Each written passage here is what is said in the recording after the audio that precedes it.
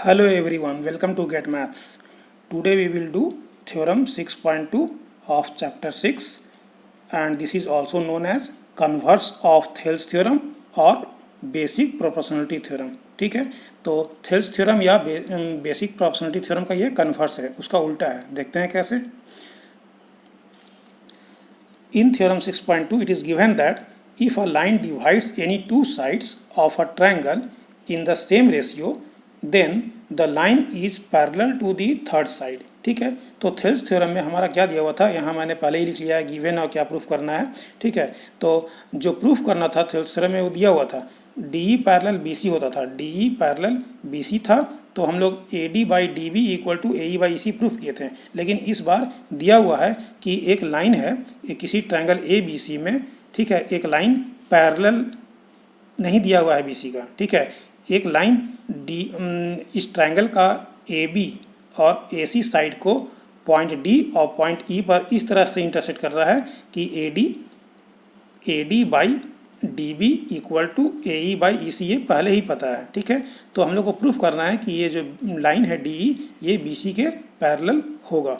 ठीक है, तो सबसे पहले हम लोग गिवन लिखते हैं. A B C is a triangle and a line DE intersects AB at D and AC at E.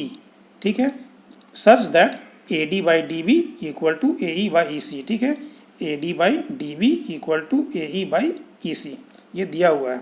तो हमें प्रूफ करना है कि DE पैरेलल होगा BC का. ठीक है, तो प्रूफ में हम लोग क्या करते हैं, कंट्राडिक्टिव मेथड से प्रूफ करते हैं.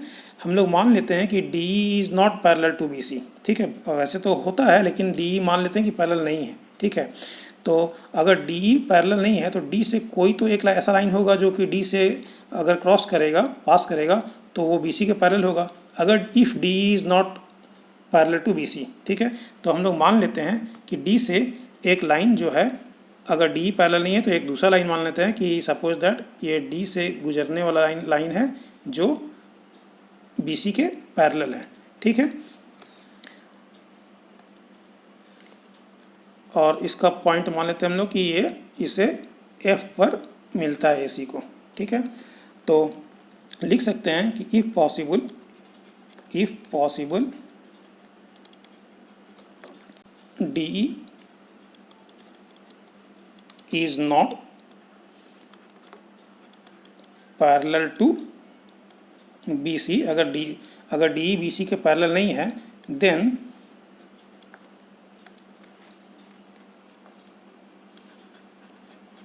there must be a line passing through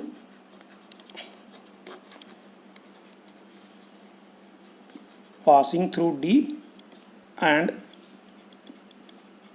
parallel to BC. Let this line be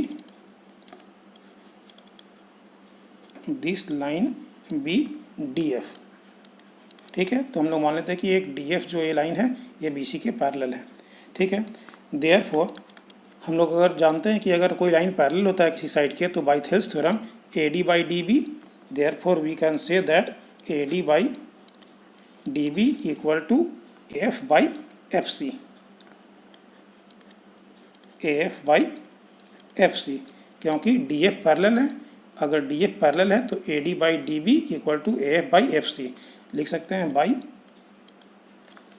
basic proportionality theorem, by BPT और थेल्स थ्योरम. ठीक है, इसे हम लोग इक्वेशन 2 मान लेते हैं. अब हम लोग जानते हैं कि इक्वेशन 1 में क्या दिया हुआ था कि AD by DB equal to AE by EC और इक्वेशन 2 में AD by DB किसके बराबर आ गया, AF by FC के. तो दोनों का LHS सेम है तो RHS मस्ट भी same. So from equation 1 and 2 we conclude that AE by EC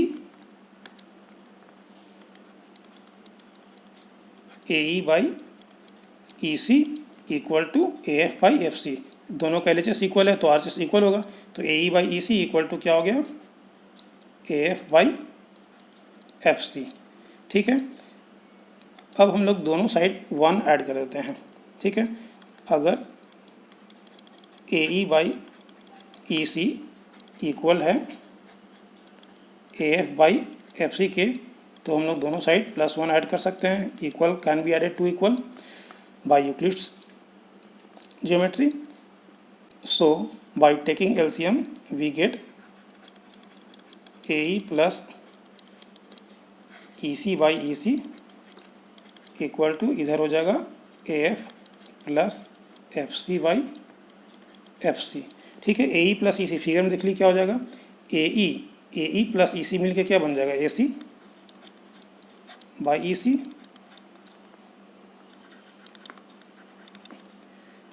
equal to AF plus FC भी मिलके AC ही बन जाएगा. देख लीजिए फिगर में, AF और ये FC मिलके क्या बन जाएगा, AC बन जाएगा by FC.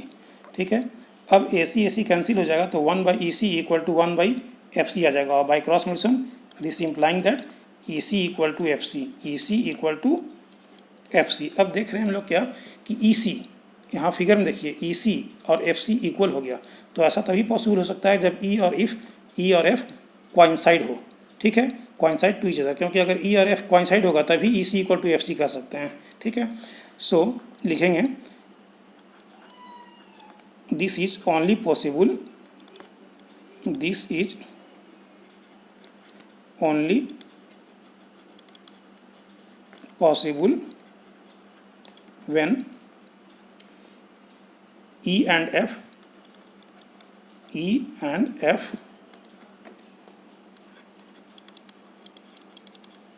coincide to each other.